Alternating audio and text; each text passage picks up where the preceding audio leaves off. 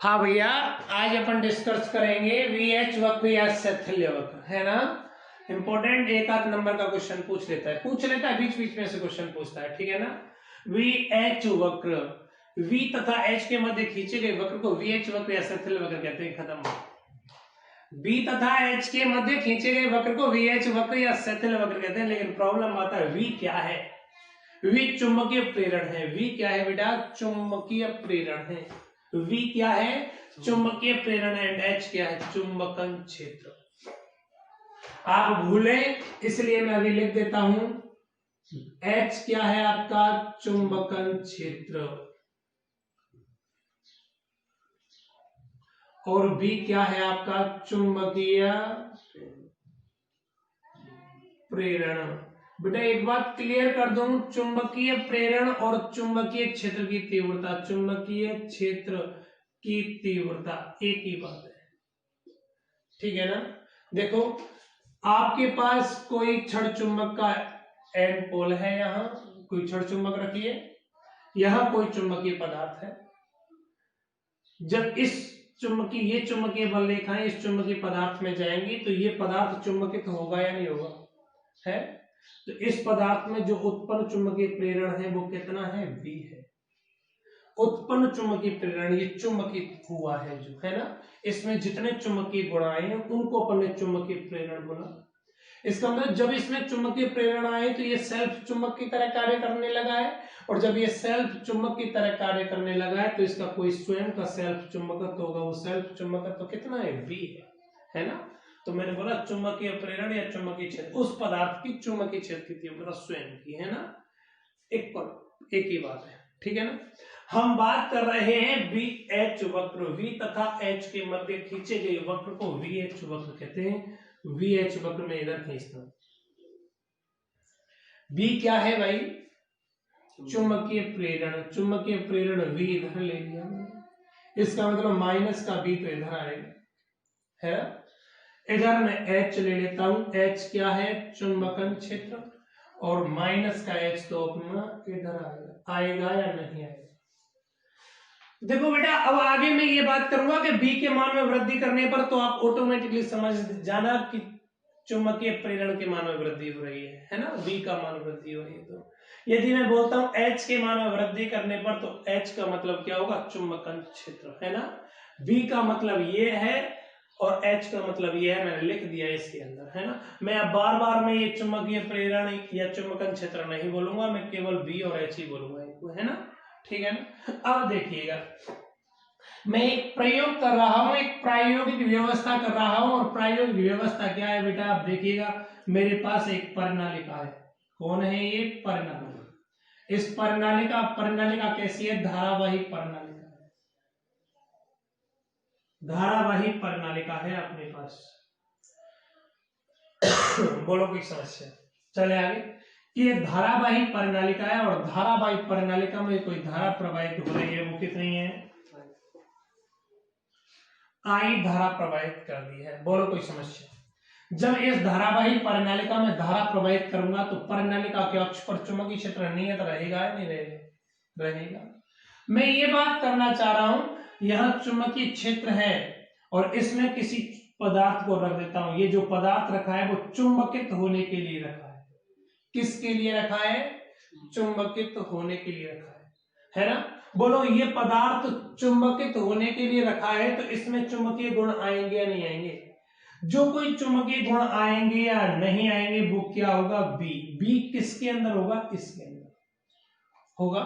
चुंबकीय प्रेरण इस पदार्थ के अंदर होगा या नहीं होगा? कोई दिक्कत?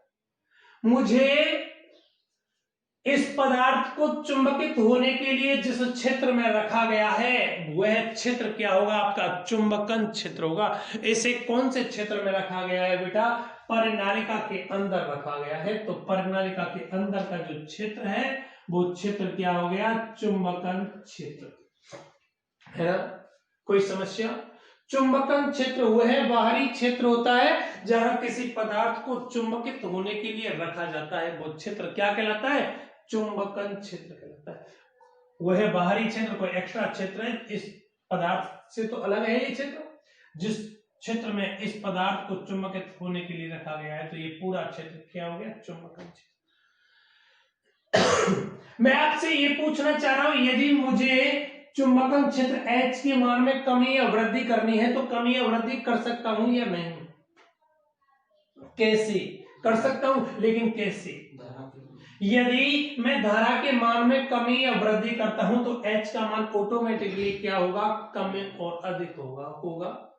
H का मान धनात्मक दिशा में बढ़ाना है, मुझे बढ़ाना है, तो श्योर धारा के मान में वृद्धि करता जाऊं।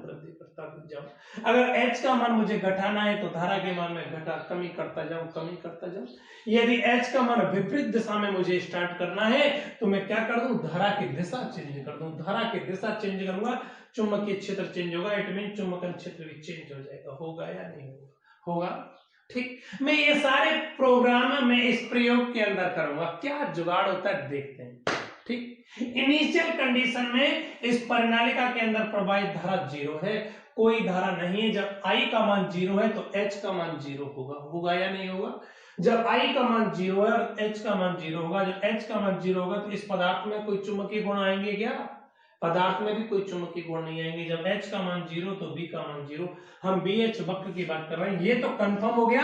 H का मान 0 है तो B का मान भी 0 है। इसका मतलब आपका वक्र कहां से चलेगा, 0 से, बिंदु O से चलेगा, ओरिजिन बिंदु, मूल बिंदु से चलेगा या नहीं चलेगा, कंफर्म हो गया। अब क्या करता हूं, इस प्रयोग में जो परिनालिका है, इस परिनालिका में मैं धीरे धीरे प्रवाहित धारा के मान में वृद्धि करता हूं, और जब धीरे धीरे I के मान में मैं वृद्धि करूंगा तो H के मान में धीरे धीरे वृद्धि होने लगेगी।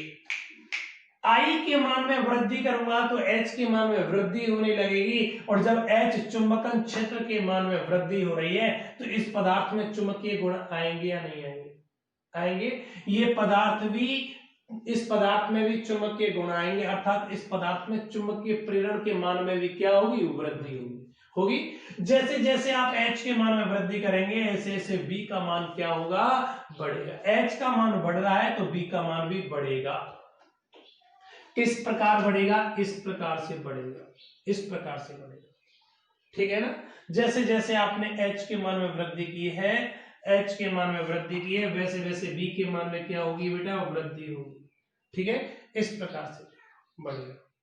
अब क्या करते हैं बेटा, इस पॉइंट पर जैसे ही यहां तक मैंने H का मान बढ़ाया, B का मान बढ़ते बढ़ते यहां पहुंच गया। अब यदि मैं H के मान में और अधिक वृद्धि कर रहा हूं, H के मान में वृद्धि कर रहा हूं, इट मीन धारा के मान में वृद्धि कर रहा हूं। अब यदि मैं H के मान में और अधिक वृद्धि करता हूं तो B का मान नहीं बढ़ता है। H के मान में वृद्धि करने पर V का मान नहीं बढ़ता है। इसका मतलब क्या हो गया, H का मान आप कितना भी बढ़ाओ V का मान नहीं बढ़ रहा है। ये पदार्थ पूर्णतया चुंबकित हो गया है। जितनी इसकी चुंबकित होने की औकात है ये वहां तक क्या हो गया, चुंबकित हो गया। कौन? ये जो चुंबकीय पदार्थ चुंबकित होने के लिए रखा गया। क्या हुआ, मैं H का मान बढ़ाया, B का मान बढ़ने लगा। H का मान बढ़ाते बढ़ाते एक निश्चित सीमा तक पहुंच गया, और निश्चित सीमा तक कहां पहुंच गया, ए बिंदु B तक पहुंच गया। कहां तक पहुंच गया बेटा, बिंदु B तक पहुंच गया। और बिंदु B पर यदि मैं H के मान में और अधिक वृद्धि करता हूं तो B का मान नहीं बढ़ने लगा, और जब B का मान नहीं बढ़ने लगा इसका मतलब वह पदार्थ पूर्णतया चुंबकित हो गया। इससे ज्यादा वो इससे ज्यादा चुंबकित नहीं हो सकता। इसका मतलब चुंबकीय प्रेरण के मान में वृद्धि नहीं होगी, चुंबकीय प्रेरण V के मान में वृद्धि नहीं होगी, आप H का मान वृद्धि कर रहे हो। इसका मतलब अब आपको वक्र मिलेगा, तो वक्र इस प्रकार से मिलेगा। देखो H का मान बढ़ रहा है लेकिन B का मान नहीं बढ़ रहा, मिलेगा या नहीं मिलेगा, है ना? इसका मतलब आपको बिंदु B प्राप्त हुआ है। इस बिंदु B का कुछ स्पेशल नाम है। इस बिंदु B का नाम है बेटा चुंबकीय संतृप्ति बिंदु। चुंबकीय संतृप्ति बिंदु। अब एक नंबर में क्वेश्चन पूछ लेता है, चुंबकीय संतृप्ति बिंदु क्या है? चुंबकीय संतृप्ति बिंदु क्या है? किसी चुंबकीय पदार्थ पर H के मान में वृद्धि करने पर, H का मान आप वहां क्या लिखोगे, चुंबकीय प्रेरण के मान में वृद्धि करने पर, सॉरी चुंबकन क्षेत्र के मान में वृद्धि करने पर, किसी चुंबकीय पदार्थ पर H के मान में वृद्धि करने पर, इसका मतलब क्या हो गया, चुंबकन क्षेत्र के मान में वृद्धि करने पर बी के मान में वृद्धि नहीं होती, बल्कि एक परिमित मान, नियत मान हो जाता है ना, परिमित या नियत मान हो जाता है, अर्थात वह पदार्थ पूर्णतया चुंबकित हो जाता है। तो उस बिंदु को अपन क्या बोलते हैं? चुंबकीय संतृप्ति बिंदु। चुंबकीय संतृप्ति बिंदु पर चुंबकीय पदार्थ पूर्णतया चुंबकित हो जाता है। ठीक है ना। इस प्रकार आपको चुंबकीय संतृप्ति बिंदु कौन सा मिल गया? बी मिल गया। ठीक, इसका मतलब अपन H के मान में धनात्मक दिशा में वृद्धि कर रहे हैं, हमें कोई रिजल्ट नहीं मिल रहा। अब ऐसा करो, H के मान में कमी करके देखो। देखो बेटा, जैसे जैसे H के मान में कमी करेंगे, H का मान कम कब होगा? जब I का मान आप क्या करोगे? कम। जैसे जैसे H के मान में कमी करने लगते हो और वैसे वैसे इस पदार्थ में चुंबकीय प्रेरण भी क्या होने लगता है? कम होने लगता है। जैसे जैसे H के मान में कमी करते हो, B के मान में भी कमी होने लगती है। इसका मतलब H के मान में कमी करने पर इसके चुंबकीय गुण धीरे धीरे क्या हो रहे हैं? खत्म हो रहे हैं। लेकिन गजब बात, H का मान कम करते करते शून्य कर दो, लेकिन B का मान शून्य नहीं होता, बल्कि एक परिमित मान शेष बच जाता है। आपने क्या किया? H का मान कम करते करते 0 कर दिया, तो B का मान भी कम होने लगा। B का मान पहले यहां था, B का मान कम होने लगा। हुआ या नहीं हुआ? H का मान कम करते करते 0 कर दिया, लेकिन B का मान 0 नहीं हुआ, बल्कि एक परिमित मान कौन सा बच गया? OC मान बच गया। परिमित मान शेष बच गया। बचा या नहीं बचा?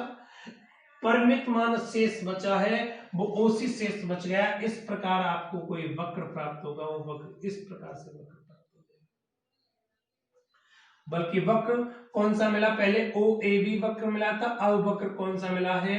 BC वक्र। ऐसे ही तो वक्र चल रहा है, बल्कि एक परिमित मान OC शेष बच जाता है। OC शेष बचता है, इसे अपन बोलते हैं अवशेष चुंबकत्व। क्या बोलते हैं?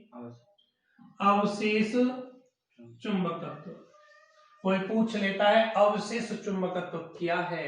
किसी चुंबकीय पदार्थ पर आरोपित चुंबकन क्षेत्र के मान में कमी करते करते, आरोपित चुंबकन क्षेत्र H के मान में कमी करते करते शून्य कर दिया जाए, तब B का मान शून्य न होकर एक परिमित मान शेष रह जाता है।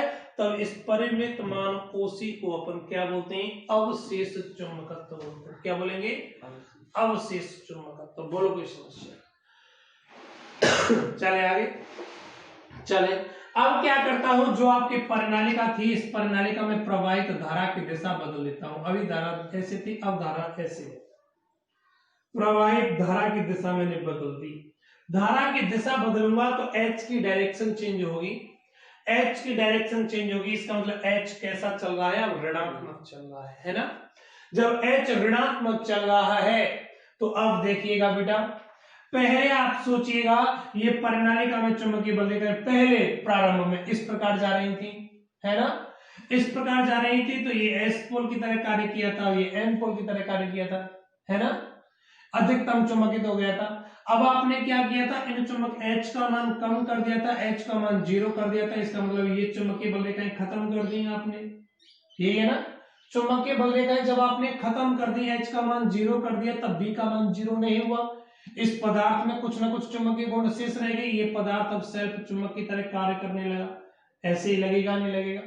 अब आपने क्या की? इस परिनालिका में प्रवाहित धारा की दिशा चेंज कर दी। इसका मतलब चुंबकन क्षेत्र का मान चेंज हो जाएगा। पहले चुंबकन क्षेत्र ऐसे था, अब कैसे हो गया? ऐसे हुआ।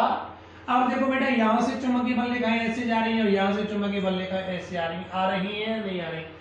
ये चुंबकीय बल रेखाएं इस चुंबकीय क्षेत्र का अपोज करेंगी या नहीं करेंगी? करेंगी। धीरे धीरे I का मान में बढ़ाऊंगा तो H का मान विपरीत दिशा में बढ़ने लगेगा, और H का मान विपरीत दिशा में बढ़ने लगेगा तो जब ये स्ट्रॉन्ग हो जाएगा और ये वीक होगा, तो ये चुंबकीय बल रेखा इस पदार्थ में ऐसे घुसने लगेंगी। स्टार्टिंग में क्या होगा? जैसे आप सोचो, इन चुंबकीय क्षेत्र की प्रबलता 5 है और इसकी 3 है ना, तो 5 में से 3 चले जाएगा, प्रभावी कितना होगा? 2। अब मैं इसका 3 का मान और बढ़ा देता हूं, 4 कर देता हूं, अब प्रभावी कितना रह जाएगा? 1। इसका मतलब क्या हो गया, विपरीत दिशा में जैसे जैसे h के मान में मैंने क्या की थी, वृद्धि की थी, वैसे वैसे रिजल्टेंट v का मान क्या हुआ था, कम हुआ था। हुआ था या नहीं हुआ था? पहले कितना था आप देखिएगा, पहले इसका 5 था और इस पर कोई धारा प्रवाहित नहीं हो रही अपोजिट डायरेक्शन में, 5 ही। अब अपोजिट डायरेक्शन में धारा प्रवाहित कर देता हूं और धारा प्रवाहित करने के कारण जो चुंबकन क्षेत्र आया वो 1 आ गया। तो देखो 1 तो इधर है और 5 ही हुए, तो रिजल्टेंट कितना आएगा, 4 आएगा। अब मैं आई का मान विपरीत दिशा में और बढ़ाता हूं, इसका मतलब अब इसको 2 कर दूं, 2 करूंगा तो ये कितना रह जाएगा, 3। इसको मैं 3 करूंगा तो ये 2 रह जाएगा, 4 करूंगा तो कितना रह जाएगा, 1 रह जाएगा। इसका मतलब इसका मान मैं 5 कर दूंगा, बढ़ाता बढ़ाता। इसका मतलब क्या हो गया, मैं धारा का मान बढ़ा रहा हूं, अर्थात h का मान विपरीत दिशा में बढ़ा रहा हूं। h का मान विपरीत दिशा में बढ़ा रहा हूं तो v का मान क्या होगा, घट कर कितना हो जाएगा, 0 हो जाएगा। मतलब h के एक नियत मान पर, h का एक नियत मान ये वाला मान आ गया, h के एक नियत मान पर इस मान को मैं बोल दूं ABCD, ABCD, एक नियत मान क्या आ गया, OD आ गया। H के एक नियत मान OD पर उस पदार्थ का चुंबकत्व तो समस्त नष्ट हो गया, ये पदार्थ पहले जैसा न्यूट्रल हो गया, इसमें कोई चुंबकीय गुण प्रेजेंट नहीं है। जो इसमें पहले चुंबकीय अवशिष्ट चुंबकत्व रह गया था, वो अवशिष्ट चुंबकत्व इस चुंबकन क्षेत्र के कारण क्या हो गया, नष्ट हो गया। जो ओडी क्षेत्र बचा बेटा, ओडी क्षेत्र को अपन बोलते हैं निग्रह क्षेत्र। क्या बोलेंगे, निग्रह क्षेत्र।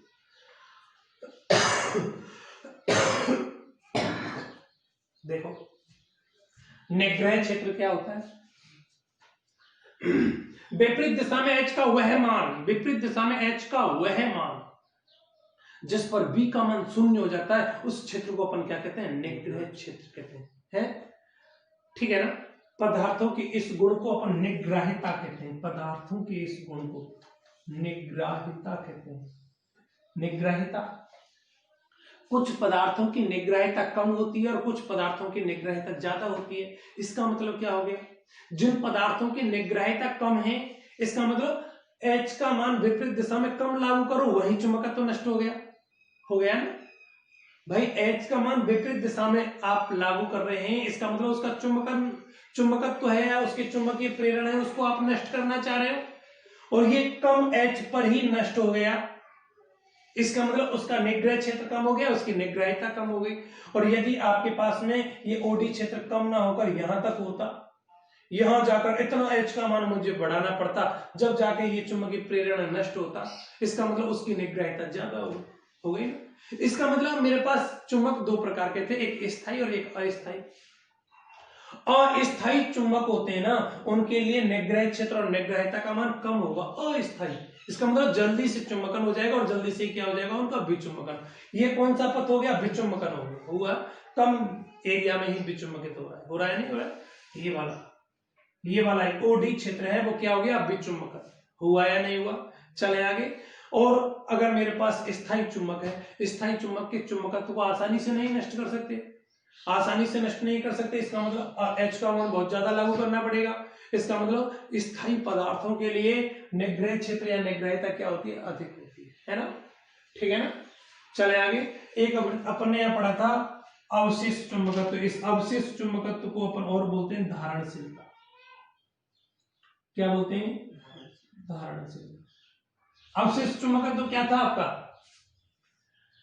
H का मान कम करते करते शून्य कर दिया जाए, लेकिन B का मान शून्य नहीं हो, बल्कि B का एक परिमित मान शेष बच जाए। उस परिमित शेष बचे हुए चुंबकत्व को अवशेष चुंबकत्व कहते हैं, या पदार्थ के इस गुण को धारणशीलता कहते हैं। धारणशीलता का मतलब हो गया इतना चुंबकत्व उसने स्वयं का धारण कर लिया, स्वयं का धारण कर लिया।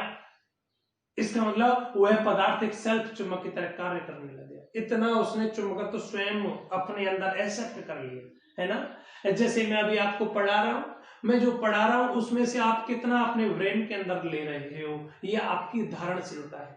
हर बच्चे की धारणशीलता अलग अलग होगी। मैं जो डिफाइन कर रहा हूं, आप वीडियो देख रहे हो, हर बच्चा अलग अलग समझ रहा होगा ना। तो हर बच्चे की धारणशीलता अलग अलग होगी। जो उनको दिया जा रहा है उसमें से कितना एक्सेप्ट करते हैं, वो क्या है, धारणशीलता है। हमने इसको दिया गया था, यहां तक कितना दिया गया था, B कर दिया था, फिर हमने H का मान कम करते करते इनका कुछ मान कम हुआ था, कम होते होते इतना मान बच गया था, इस मान को अपन ने क्या बोला, धारणशीलता या अवशिष्ट है ना। ठीक है बेटा, चले आगे, आगे चलो। अब क्या करता हूं बेटा मैं, मेरा विपरीत दिशा में धारा चल रही थी, H विपरीत दिशा में चल रहा था। अब विपरीत दिशा में धारा के मान को और अधिक बढ़ाया जाए, विपरीत दिशा में धारा के मान को और अधिक बढ़ाया जाए, इसका मतलब H का मान विपरीत दिशा में और अधिक बढ़ाया जाए। विपरीत दिशा में H का मान और बढ़ाऊंगा तो उस पदार्थ में अब चुंबकीय गुण पुनः आने लग जाएंगे, और पुनः चुंबकीय गुण आएंगे वो पहले के सेम आएंगे, अपोजिट डायरेक्शन में आएंगे, पहले के अपोजिट आएंगे, क्योंकि पहले चुंबकीय बल रेखाएं यूं जा रही थी, अब चुंबकीय बल रेखाएं यूं जा रही है ना। इसका मतलब वह पदार्थ विपरीत दिशा में चुंबकित होने लगेगा। H का मान जब विपरीत दिशा में बढ़ाएंगे तो चुंबकीय प्रेरण भी विपरीत दिशा में होगा। इसका मतलब क्या हो गया, पुनः आपको ये वक्र इस प्रकार से प्राप्त हो गया, पुनः वक्र इस प्रकार से वक्र प्राप्त होगा बेटा, इस प्रकार से, इस प्रकार से ABCDE वक्र प्राप्त हो जाएगा। कोई ये जो वक्र प्राप्त हुआ है, ये बिंदु, एक बिंदु E ऐसा बिंदु है जहां H का मान आप कितना भी बढ़ाओ लेकिन B का मान नहीं बढ़ता, इस मान पर इस प्रकार से प्राप्त होगा, इस प्रकार से जाएगा। बिंदु E एक ऐसा बिंदु है कि आप H का मान कितना भी बढ़ाओ, H का मान भी कितना भी बढ़ाओ, H का मान कितना भी बढ़ाओ, H का मान बढ़ाते बढ़ाते आप कितना भी कर दो, लेकिन B का मान नहीं बढ़ता, जबकि B का मान एक परिमित मान या शेष मान, नियत मान शेष बच जाता है। जो परिमित नियत मान शेष बच जाता है, किसका मान बच जाता है, ये सॉरी B का मान H का मान कितना भी बढ़ा हुआ, B का मान नहीं बढ़ता, B का मान नहीं बढ़ता। इसका मतलब क्या हो गया, बिंदु E एक ऐसा बिंदु है जिस बिंदु पर वह पदार्थ पूर्णतया चुंबकित हो गया। भाई आप क्या कर रहे हैं, H का मान बढ़ा रहे हैं लेकिन B का मान नहीं बढ़ रहा, H का मान बढ़ाते बढ़ाते आप खूब कर रहे हैं, खूब बढ़ा रहे हैं, लेकिन B का मान नहीं बढ़ रहा। इसका मतलब वह पदार्थ पूर्णतया चुंबकित हो गया, पूर्णतया चुंबकित हो गया तो बिंदु E आपको चुंबकीय संतृप्ति बिंदु मिल गया। कौन सा बिंदु मिल गया, चुंबकीय संतृप्ति। पुनः पहले B मिला था, अब कौन सा मिल गया, बिंदु E मिल गया है। बिंदु E है वो चुंबकीय संतृप्ति बिंदु है। चुंबकीय संतृप्ति बिंदु ऐसा बिंदु होता है जहां वह पदार्थ पूर्णतया चुंबकित हो जाता होगा। अब विपरीत दिशा में चुंबकित हो गया। अब क्या करते हैं, H का मान कम करते करते 0 करूंगा, H का मान कम करते करते 0 कर दूंगा, लेकिन B का मान कम होते होते 0 नहीं होगा, बल्कि एक परिमित मान बच जाएगा। और परिमित मान क्या बच गया, OF बच गया। OF क्या होगा, अवशेष चुंबकत्व या उस पदार्थ की धारणशीलता। होगी या नहीं होगी, होगी। अब क्या करता हूं मैं, H का मान पुनः धनात्मक दिशा में, धारा की दिशा बदल दो, H का मान पुनः धनात्मक दिशा में वृद्धि करूंगा, और H का मान पुनः धनात्मक दिशा में वृद्धि करूंगा, तो उस वाली कंडीशन में क्या हुआ, इस पदार्थ में जो भी अवशिष्ट चुंबकत्व OF था, H के मान में वृद्धि करूंगा, धनात्मक दिशा में वृद्धि करूंगा, तो OF के मान में या चुंबकीय प्रेरण V के मान में कमी होगी। जैसे पहले कमी हुई थी ऐसे अब कमी होगी, बल्कि आपको वक्र कौन सा मिल जाएगा, OG वक्र मिल जाएगा। OG वक्र है वो क्या है, आपका OD क्षेत्र के बराबर है। इसे अपन क्या बोलेंगे, निग्रह क्षेत्र बोलेंगे। क्या बोलेंगे, निग्रह क्षेत्र बोलेंगे। इसका मतलब हमारा वक्र इस प्रकार गया था, अब वक्र लौट इस प्रकार रहा है ना। आगे देखो, आगे देखो बेटा, आगे क्या है, यदि मैं H का मान धनात्मक दिशा में और अधिक बढ़ाने लग जाऊं, H का मान धनात्मक दिशा में और अधिक बढ़ाने लग जाऊं, तो अब क्या हुआ, ये पदार्थ पुनः चुंबकित होने लगेगा, और पुनः चुंबकित होते होते होते होते पुनः चुंबकीय संतृप्ति बिंदु B मिल जाएगा। इस प्रकार पुनः चुंबकीय संतृप्ति बिंदु B मिल गया, और आपको एक बंद वक्र OABCDEFGB एक बंद वक्र प्राप्त हो रहा है। इस प्रकार एक बंद वक्र OABCDEFGB प्राप्त होता है, जिसे BH वक्र कहते हैं। इस वक्र को अपन क्या कहते हैं बेटा, BH वक्र कहते हैं। बोलो कोई समस्या, कोई दिक्कत, चले आगे। ये क्या आ गया आपका, BH वक्र आ गया। आपने ये पूरा BH वक्र देखा। इस BH वक्र में देखो चुंबकन पथ, चुंबकन वाला पथ एक तो ये पथ था, यहां चुंबकित हुआ था पदार्थ, हुआ था। यहां ये वाला पथ कैसा है, विचुंबकन का पथ है, यहां विचुंबकित हुआ था, यहां चुंबकित हुआ था। देखो चुंबकित यहां हुआ, चुंबकित यहां हुआ, जबकि यहां विचुंबकित हुआ, यहां चुंबकित हो गया। अब यहां पर क्या हुआ, विचुंबकित हुआ, यहां पर विचुंबकित हुआ, पूरा हुआ, ये वाला चुंबकित हुआ। मुझे ऐसा लग रहा है इस वक्र में चुंबकन और विचुंबकन के जो पथ हैं वो सेम है या अलग है, अलग है। आप देखो, मैं अगर ऐसे वक्र खींचता और वक्र ऐसे प्राप्त होता, तो जैसे जैसे h के मान में वृद्धि करता वैसे वैसे v का मान बढ़ता। अब h के मान में कमी करने पर v का मान भी कम उसी प्रकार से होता उसी प्रकार से होता। तो चुंबकन और विचुंबकन के पथ सेम होते। इसका मतलब क्या हो गया, जब चुंबकन और विचुंबकन के पथ सेम होते, इसका मतलब चुंबकन के दौरान मैं एनर्जी दे रहा हूं बेटा, चुंबकित कर रहा हूं, इसका मतलब एनर्जी दे रहा हूं, किसके रूप में, धारा के रूप में, है ना। इसका मतलब किसी चुंबकीय पदार्थ को चुंबकन के दौरान दी गई एनर्जी, किसी पदार्थ को चुंबकित कर रहा हूं जब उसको एनर्जी दे रहा हूं, किसी पदार्थ को चुंबकन के दौरान दी गई एनर्जी, अगर वही एनर्जी हमें विचुंबकन के दौरान मिल जाए, किसके दौरान, विचुंबकन के दौरान मिल जाए, किसी पदार्थ को चुंबकन के दौरान दी गई ऊर्जा विचुंबकन में प्राप्त हो जाए, तो उस पदार्थ के लिए किसी भी प्रकार की शैथिल्य हानि नहीं होगी, ऊर्जा हानि नहीं होगी। शैथिल्य हानि का मतलब क्या हो गया, चुंबकन और विचुंबकन के दौरान जो ऊर्जा का अंतर है वो ऊर्जा का अंतर शैथिल्य हानि कहलाती है। चुंबकन और विचुंबकन के दौरान यदि ऊर्जा में कोई अंतर नहीं होता तो शैथिल्य हानि नहीं होगी।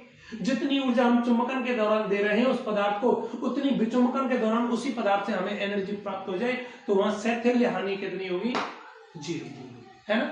यहां देखो, यहां चुंबकन और विचुंबकन के पथ अलग अलग है, इसका मतलब चुंबकन के दौरान एनर्जी कुछ अलग दूंगा और विचुंबकन के दौरान एनर्जी कुछ अलग प्राप्त होगी या नहीं होगी। इसका मतलब यहां कोई ना कोई शैथिल्य हानि होगी या नहीं होगी। शैथिल्य हानि किसे कहते हैं, बीएच वक्र में चुंबकन एवं विचुंबकन के पथ अलग अलग प्राप्त होते हैं, अतः इन पदार्थों को चुंबकन के दौरान दी गई ऊर्जा विचुंबकन के दौरान प्राप्त नहीं होती है, अतः इस हानि को अपन क्या कहते हैं, शैथिल्य हानि कहते हैं। क्या कहते हैं, शैथिल्य हानि कहते हैं। एक्चुअली शैथिल्य हानि का मान होता है ना, शैथिल्य हानि का मान होता है VAF। शैथिल्य हानि, जो आपके पास BH वक्र बना है, इस BH वक्र के आयतन, BH V क्या है, वॉल्यूम, A एरिया, मैं क्या बोल रहा हूं, शैथिल्य हानि का मान इस BH वक्र के आयतन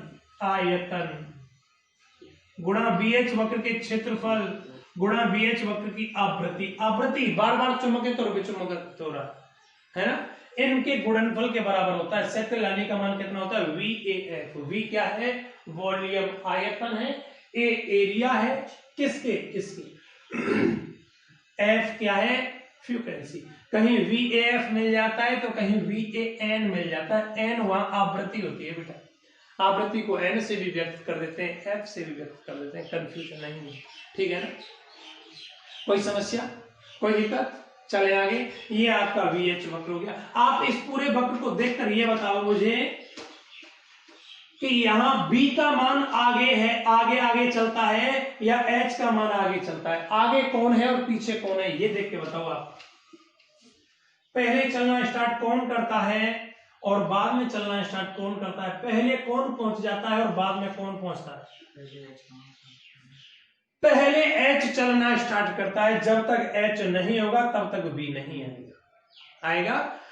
पहले H चलेगा, H चलते चलते यहां पहुंच गया, B आ गया। अब लौटना किसने प्रारंभ किया, H ने, तभी B लौटना प्रारंभ कर रहा है। H 0 हो गया लेकिन B 0 नहीं हुआ, है ना। H अपने घर आ गया लेकिन B घर नहीं आया है क्या, रास्ते में ही आगे चलो। H विपरीत दिशा में चल दिया, अभी तो B घर पहुंचा है 0 पर। H और विपरीत दिशा में चला है तो B विपरीत दिशा में चल दिया पुनः। H फिर लौटने लगा तो B भी लौटने लगा या नहीं लगा। इस पूरे वक्र में देखो, H आगे चलता है और B पीछे चलता है। बेटा ऐसा ही होता है, हस्बैंड आगे चलता है और वाइफ पीछे चलती है नहीं चलती है। मजेदार बात है बेटा, हस्बैंड और वाइफ दोनों परिक्रमा देने गए, कहां गए, परिक्रमा देने गए, यहां से दोनों स्टार्ट करते हैं, आगे आगे हस्बैंड जा रहा है, पीछे पीछे है ना, ऐसे है। एच, मैंने बोला एच का मान कितना भी बढ़ाओ लेकिन बी का मान नहीं बढ़ेगा, यहां जाके तो हार गई। अब मुंह पे ना चलो यार भाई, पूर्णतया चलने की कैपेसिटी खत्म हुई या नहीं हुई, परिक्रमा दे दो। अब वो कह रहा है हस्बैंड बेचारा लौट यही, वो कह रहा है चल घर चल, लौट चले महादेवी। अब वो लौट के चल रहा है, लौट के चल रहा है तो आदमी घर आ गया, वो तो फिर भी कहीं रह गई दूर, 1-8 किलोमीटर रह गई। अब आदमी सोच रहा है यार मैं 47 ऐसा करूं, दूसरी परिक्रमा विपरीत दिशा में उड़ दिया, अब अगली परिक्रमा देवी चले तो वो बेचारी घर आई है। अभी फिर आगे आगे चलो तो यहाँ पुनः प्रोसेस ऐसे ही चला। इस पूरे वक्र में मुझे ऐसे फील हो रहा है कि बी एच का मान हमेशा, सॉरी बी का मान हमेशा एच के पीछे पीछे रहता है, बी का मान हमेशा एच के पीछे पीछे रहने का गुण शैथिल्यता कहलाता है। शैथिल्यता किसे कहते हैं? बी एच वक्र में चुंबकीय प्रेरण, चुंबकीय प्रेरण का मान चुंबकन क्षेत्र के पीछे पीछे रहने का गुण क्या कहलाता है? चुंबकीय शैथिल्यता कहलाता है, शैथिल्यता। ठीक है बेटा, चले आगे। वैसे भी अब आपको याद रहेगा, हस्बैंड आगे चलेगा और वाइफ पीछे चलेगी, नहीं ये 2 तमाचे मारो पीछे हो जाएगी। ठीक है, चले बेटा। अब एक चीज देखो, नरम पदार्थ और कठोर पदार्थों के लिए VH वक्र कैसे प्राप्त होते हैं? नरम पदार्थों के लिए VH वक्र इस प्रकार से प्राप्त होते हैं। नरम पदार्थों के लिए VH वक्र इस प्रकार से प्राप्त होते हैं। आप ये बताओ, नरम पदार्थों के लिए VH वक्र ये है और कोई दूसरा मेरे पास ठोस पदार्थ है और उनके लिए VH वक्र मेरे पास इस प्रकार से। अरे यार मजा सब नहीं आया, ऐसे ये नरम पदार्थ के लिए VH वक्र है, नरम के लिए, और ये कठोर के लिए है। ठीक, आप मुझे ये बताओ, धारणशीलता नरम पदार्थों की ज्यादा होती है या कठोर पदार्थों की? धारणशीलता अधिक किसकी होती है बेटा? धारणशीलता अवशेष चुंबकत्व को बोला मैंने, अवशेष चुंबकत्व ये है ओसी, है या नहीं? ओसी किसका ज्यादा है? इधर देखो भाई, ओसी किसका ज्यादा है? ओसी ये वाला एरिया है। देखो बेटा, नरम लोहे के लिए ओसी का मान इतना है, जबकि कठोर के लिए ओसी का मान, कठोर के लिए वक्र ऐसे जा रहा है, कठोर के लिए ओसी का मान कम है या नहीं? इसका मतलब मैं यहां से बोल सकता हूं, नरम लोहे की धारणशीलता अधिक होती है और कठोर लोहे की धारणशीलता क्या होती है? कम होती है या नहीं? एक होता है आपके निग्रह क्षेत्र, निग्रह क्षेत्र ओजी या ओडी होता है निग्रह क्षेत्र या निग्रहिता। यहां देखो, निग्रह क्षेत्र कम किसका है? नरम लोहे का। नरम लोहे का निग्रह क्षेत्र कम है ना, जबकि कठोर लोहे का निग्रह क्षेत्र क्या है? ज्यादा है या नहीं? पक्की बात, नरम लोहे का निग्रह क्षेत्र कम है और कठोर लोहे का निग्रह क्षेत्र ज्यादा है ना? ऐसे इसका मतलब निग्रहता कम किसकी होगी? नरम की। निग्रहता ज्यादा किसकी होगी? कठोर की। निग्रहता का मतलब क्या होता है? चुंबकन और विचुंबकन का पथ होना। इन पदार्थों का विचुंबकन जल्दी से नहीं होता। जिन पदार्थों का विचुंबकन जल्दी से नहीं होगा, इसका मतलब पथ ज्यादा आएगा, चौड़ा आएगा, ये आएगा, इसका मतलब निग्रहता ज्यादा आएगी। मुझे चुंबक बनानी है, अगर अस्थायी चुंबक बनानी है, अस्थायी चुंबक, तो नरम पदार्थ की बना दो। क्यों? उनका चुंबकन और विचुंबकन जल्दी से हो रहा है, जबकि कठोर पदार्थों का विचुंबकन देरी से होता है, हो रहा है ना। इसका मतलब कठोर पदार्थों का यूज अपन स्थायी चुंबक बनाने के लिए करेंगे, है ना? ठीक है ना? सीधी बात, नो बकवास। आपके पास कोई वक्र जितना ज्यादा मोटा होगा उसकी धारणशीलता उतनी ही ज्यादा होगी। वक्र जितना ज्यादा मोटा होगा, धारणशीलता निग्रहता उतनी ही अधिक होगी, है ना? निग्रहता तो विशेषकर अधिक होगी ही होगी। वक्र जितना ज्यादा मोटा होगा उसकी निग्रहता उतनी अधिक होगी या नहीं होगी? जितना ज्यादा वक्र मोटा होगा निग्रहता उतनी अधिक होगी, उससे उतना ही स्थायी चुंबक का निर्माण होगा। ठीक है ना? आपको पता है, मैं आपको पढ़ा रहा था धारामापी, और धारामापी में मैंने पढ़ाया था कि वहां 2 छड़ चुंबक के ध्रुवों, अवतलाकार छड़ चुंबक के ध्रुवों के मध्य में एक आयताकार, बेलनाकार या वृत्ताकार कुंडली होती है। उस कुंडली के बीच में क्या लगा हुआ होता है? नर्म लोहे की क्रोड। नर्म लोहे की क्रोड मैंने इसलिए वहां यूज की थी ताकि नर्म लोहे की क्रोड का चुंबकन और विचुंबकन जल्दी से हो जाए। आप जैसे धारा प्रवाहित करेंगे गैल्वेनोमीटर में वैसे ही चुंबकित हो जाए तो विक्षेप मिल जाए आपको। अब जैसे ही धारा बंद करें तो धारा बंद कर रहे हैं वैसे ही उसका विचुंबकन हो जाए, विक्षेप क्या हो जाए? जीरो हो जाए। अगर आप सोचो कठोर पदार्थ की वहां बेलन ले लिया, जो बेलनाकार पदार्थ था, बेलनाकार क्रोड थी, वो कठोर पदार्थ की होती तो चुंबकन भी धीरे धीरे होता। धारा तो मैक्सिमम हो गई लेकिन अभी तो विक्षेप धीरे धीरे चलना स्टार्ट कर रहा है, काफी देर में पहुंचे। धारा आपने जीरो कर दी, अभी तो विक्षेप सोच रहा है धीरे धीरे चलो।